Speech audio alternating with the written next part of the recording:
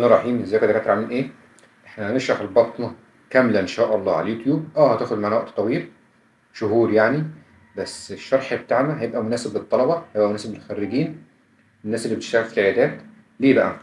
لان احنا هنمسك الشابتر كله هنشرحه نظري. تمام. الشرح النظري بتاعنا ده معتمد على العملي. يعني هقول لك مثلا زي حاله دايابيتس مثلا، هنقول النظري بتاعها كله، اعراض وازاي تشخصه وايه الارقام بتاعته كل حاجه. بس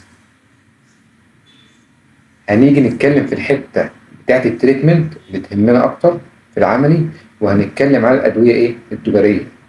هنتكلم على التريتمنت بتاع الأدوية، هنتكلم على الجرعات، هنتكلم إزاي نظبطه، إزاي نظبط الدواء بتاعنا للنوع الأول، إزاي نظبط الدواء بتاعنا للنوع التاني مثلا من السكر. هنتكلم إزاي بتعامل مع المريض، إزاي بعمل له جدول قياسات. شغل العيادات بمعنى أصح. تمام. شغل عيادات مهم قوي بالنسبة لي. نبدأ إن شاء الله بالإندوكراين. لسبب ما أنا عايز أبدأ بالسكر. بصراحة مواضيع السكر إن أكتر حالات من العيادة، ويعتبر 90% من حالات العيادة بتجيلك سكر. 90% من الحالات أصلا بتجيلك سكر لو أنت في عيادة البطن.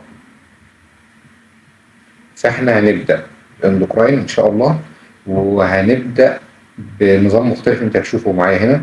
أنا هشرح لك على سبورة كده بالقلم، وهجيب لك الفيديوهات، وهجيب لك الصور، وهجيب لك كل حاجة، وهجيب لك ازاي تتعامل مع الحالة النظري، ازاي تتعامل مع الحالة قصدي عملي. تمام. طيب احنا هنشرح طبعا الشباتر كلها. اندوكراين هنشرح الكارديو، هنشرح الجي، هنشرح الهيماتولوجي، هنشرح الروماتولوجي، الشيست او البلمونري، النفرو، واذرز ديت هيتحط تحتها حاجات كتيرة مثلا زي النيورو، زي الانفكشن، زي الجيرياتريك. الحاجات دي مهمة جدا بالنسبة لنا. هنركز بقى الفترة الجاية، هننزل لكم فيديوهات بشكل متواصل، يعني ممكن ننزل في اسبوع 3 او 4 فيديوهات. تابع الصفحة عشان السلسلة دي سلسلة. طبعا نفتح فيديوهات لايف للناس اللي عايزة، اللي عايز يسأل على أي حاجة، وخصوصا شغل العمل.